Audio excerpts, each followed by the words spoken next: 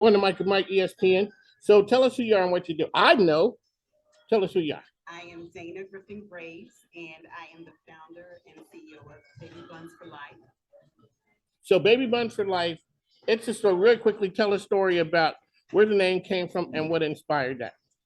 Baby Buns for Life is a nonprofit organization, and we help families that are in the NICU. In fact, when I leave here, I'm on my way to St. Mary's Hospital to deliver 2 car seats for babies that are being discharged this week, but they didn't have the funds to be able to buy car seats for their children. But we provide services to 8 different hospitals. It came about because of my son who was in the NICU for 356 days, and we had so many different trials during that time. And I just felt that it was a need while I was there. I just saw that there was an absence of certain things, and I just wanted to be able to uplift somebody else. So I actually started the organization when my son was still in the hospital, but I just wanted to find a way to uplift other families. So how's your son doing now? And how you guys come about? How do you guys work? Well, everybody has their work life issues, but making things out. Let's talk about your son. How he's doing now. He is doing wonderful. We still have our challenges. We went to, we ended up having to go to the hospital unexpectedly, and he stopped breathing on us, But now that it sounds really scary, and it is scary while it's happening, but it's almost like it's the norm. But we're praying that by next year we'll be able to have his trach removed. He does have a tracheostomy, a G tube. He's just taking little steps. He'll eat a little bit, maybe a half a jar of stage 1 baby food by mouth, and that is a huge accomplishment. That's an accomplishment. If somebody had told you when you were in the NICU, making it from day to day, just try and make it. If somebody had told you then that you would be here now, what would you say? If someone would have told me that I had the attitude that I have now and just a grateful attitude for the things that he's accomplished, I wouldn't have believed it. I would have said there's no way in the world I'll have a smile on my face. I was so depressed and I was so hurt by everything that was occurring. And that was my dream for me to have a child and for me to wait for 17 years and then to have a baby that was the smallest baby born in the state of Virginia, born at only 13 ounces. And then for me to have to see him to develop outside my womb and all that he had to endure, it was heartbreaking for me. So to be able to see what he's doing now and all that he's accomplishing, it is truly amazing. So congratulations on all of that right there. One of the things that we talk about is you stayed around the NICU so long. You saw how it ran. You really saw how it ran. You saw when people came, you saw that look on their face because you had been that person, but you had been around, and then you saw when they went home. You saw the need there. Let's talk about how when you know that they have an issue. What does it feel like when you're able to help them because you've been there and understand where they are and what they're going through? When I was actually in the NICU and I saw families that were coming in, I was older. I was 40 years old when I had my son that was in the NICU. But to see a young mother in the hospital, and I tell people all the time that one day in the NICU is like a lifetime. And so, regardless of how long they're there, it can It's be a terrifying heartbreak. Yeah, too. it's a heartbreaking experience for a mother to have to experience that. So to be able to receive a gift or to receive something that's going to uplift them, that gave me so much joy. It helped me get over my depression, helped me get over the things that I was going on, that I was dealing with.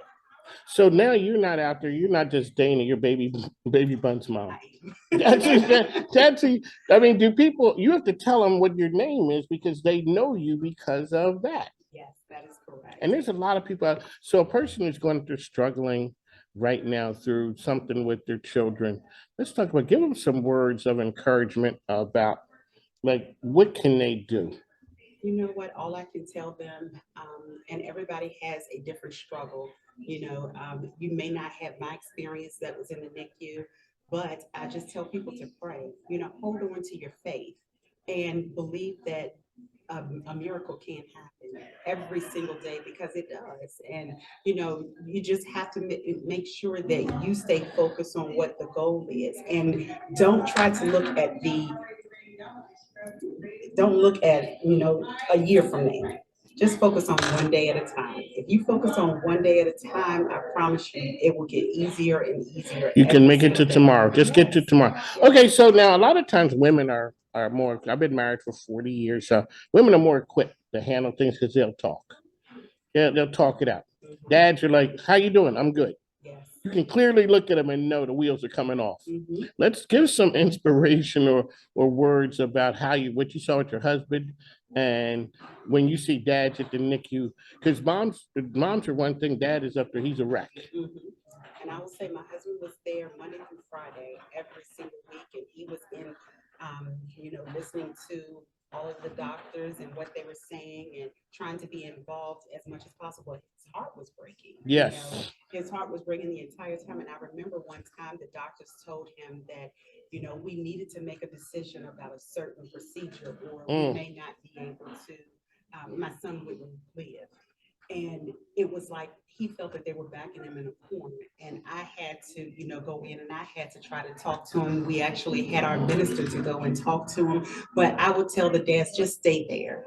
Make sure that you are involved. Make sure that you're listening. Make sure that you're talking to somebody else. You have to have an outlet to be able to talk to someone. And it may be a preacher, it may be a friend, but just make sure that you're not holding everything in and you're not trying to carry the load by yourself because it's too heavy to hold. When you were coming through this, when did you sort of realize that, okay, I may be able to make it? I will be honest, there were some days I'd be like, okay, you know what? I And got this. I got this, I can do this. And then the next day I will go in and I'm like, oh my goodness, I want to give up.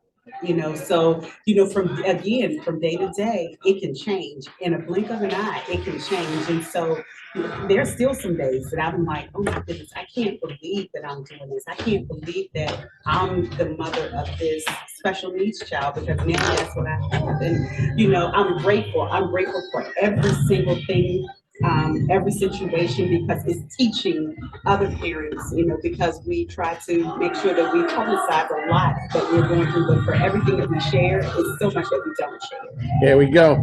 Dana's here. Would you like to thank you for joining the program, Baby Buns Mom? That's who you are. So one of the things is your platform really helps a lot of people. So we'd like to thank you for coming on the program. What is it that you guys need out there? I always say changing the world ain't cheap, easy, or free. What are some of the things?